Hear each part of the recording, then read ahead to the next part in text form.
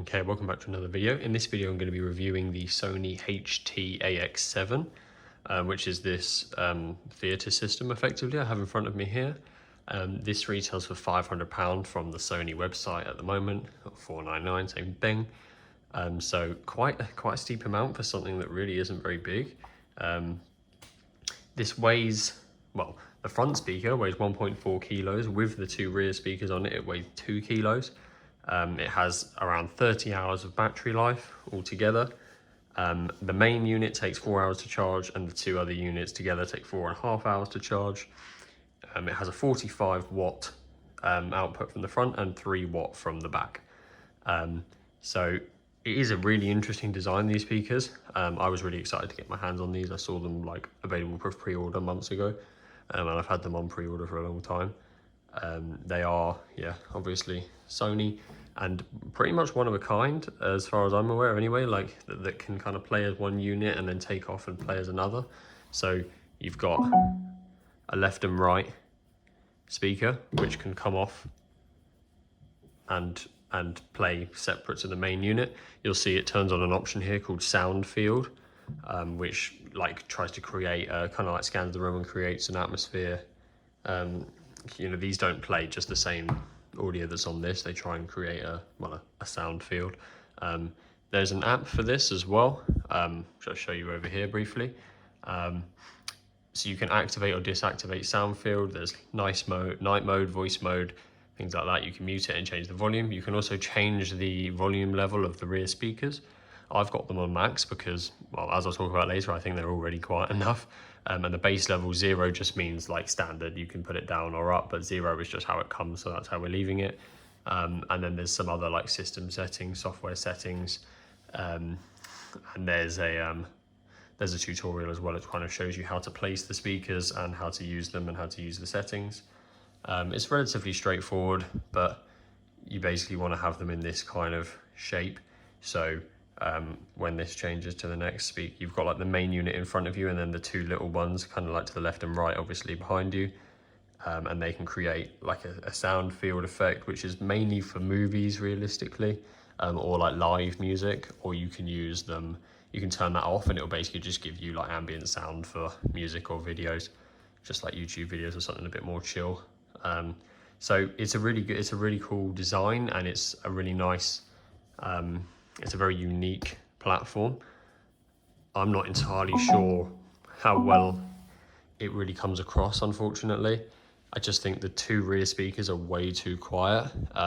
With the sound field setting on, they do create a very interesting atmosphere, and it is definitely audible. It sounds different when that's on if you're in a big room, but I wouldn't say it's necessarily worth all the setup and mucking around with the settings and obviously the price tag.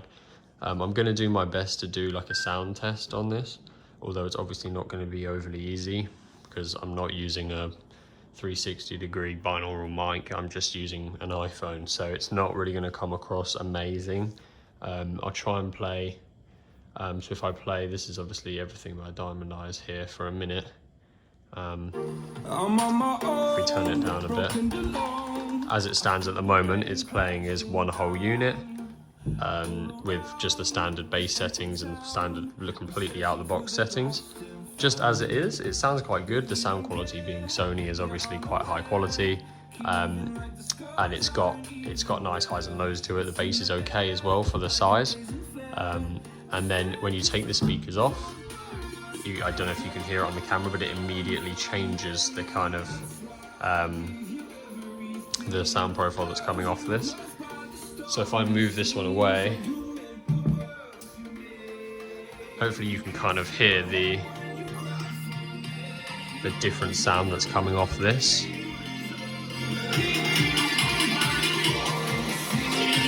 So that's away.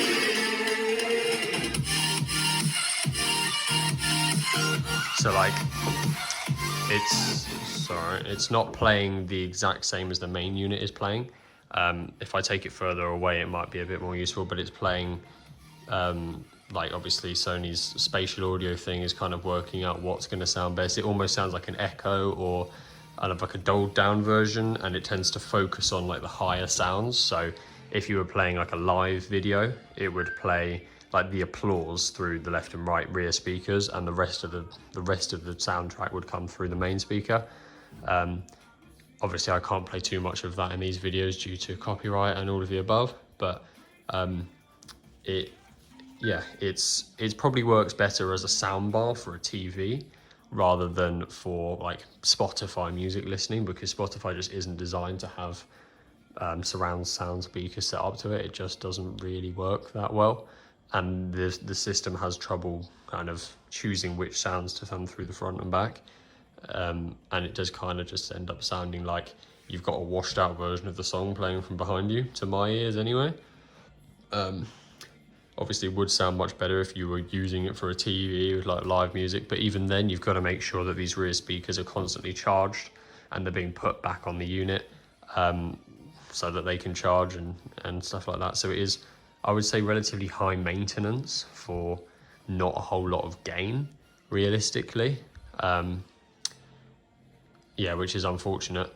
I'll do a sound test now. I'll do like an 80% volume, the song as we normally do with the speaker as one, and then I will put them behind the camera. It's obviously not going to come out as it would in real life necessarily, but we'll see how it plays anyway. It might give you an idea of like the way the sound changes anyway. So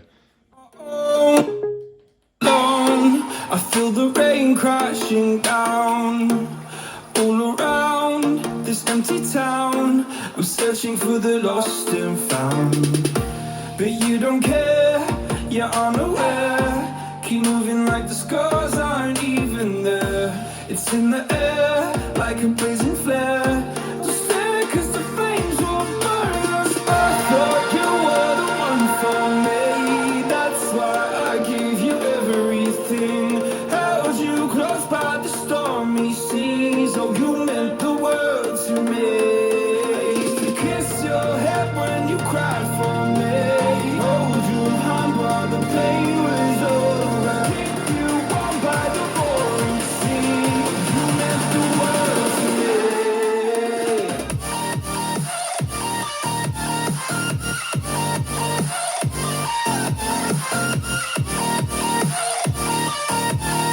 Oh, you meant the world to me.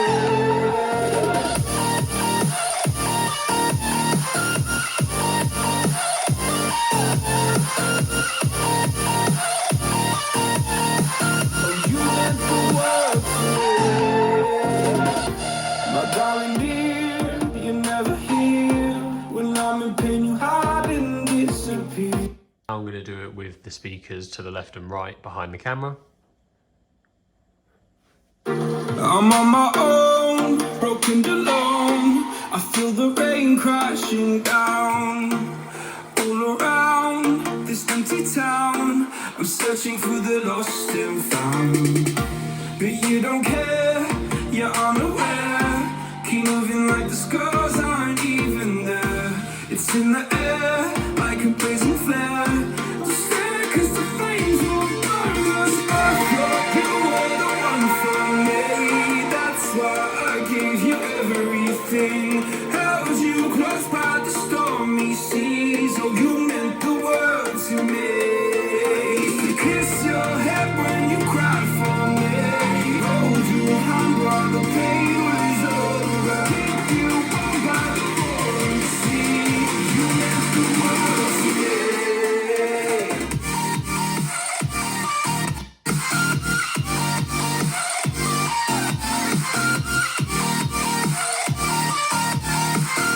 You meant the world to me.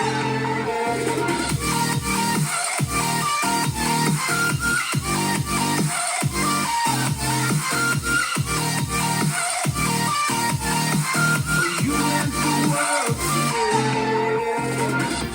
My Okay, so yeah, I'm not obviously entirely sure how that sounded for you guys. I noticed you'll notice the audio did actually cut out slightly there as well, which has happened a couple times while testing this.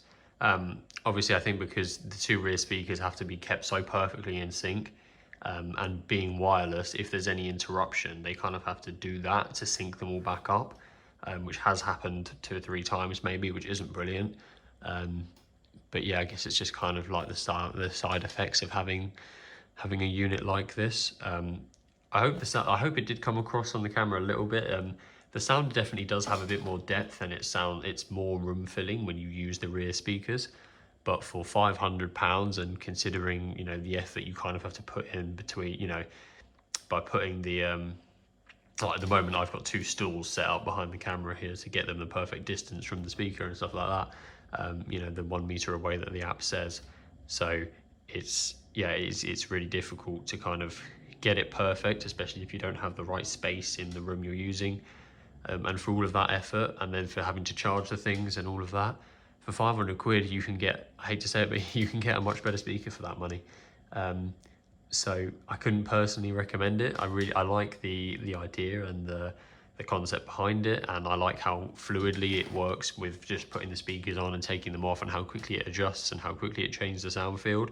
That's all very good, but I think realistically the rear speakers just need to be bigger units to just pump out more sound and make it a bit more immersive. At the moment, you kind of have to squint and actually think about it to notice that they're there. I have shown this to other people as well who agree with me, basically. I've had some people say that it's really good sound if you hold the speakers up to your ears, almost like cymbals. If you hold them up to your ears, and yeah, the sounds really immersive, but obviously you're not going to be doing that, and there's no other way to get them that close to you. So yeah, it's a bit of a shame, but hopefully they'll take this and maybe make a bigger version, or just adapt the rear speakers so that they can put out a bit more power. But if you've had a go at one of these and have a different opinion to me, then obviously do let me know. I look forward to the comments.